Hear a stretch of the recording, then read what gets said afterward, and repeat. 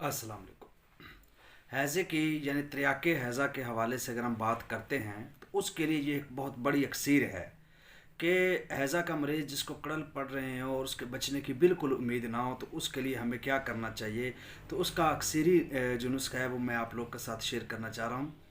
ये जो अक होता है जिसको मदार भी बोलते हैं, कैलोट्रॉप्स भी बोलते हैं, इसकी जड़ का यानी इसकी रूट का छिलका ले लें।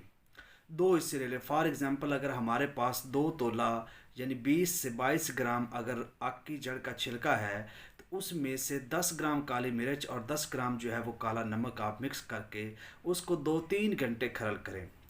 आक की जो जड़ का छिलका है वो दुगना लेना है, उसका निसफ आपने काली मिर्च भी ले लेनी है और काला नमक भी ले लेना है, और उसको अच्छे तरीके से 2 से 3 घंटे खरल करके उसकी आप गोलियां बना लें।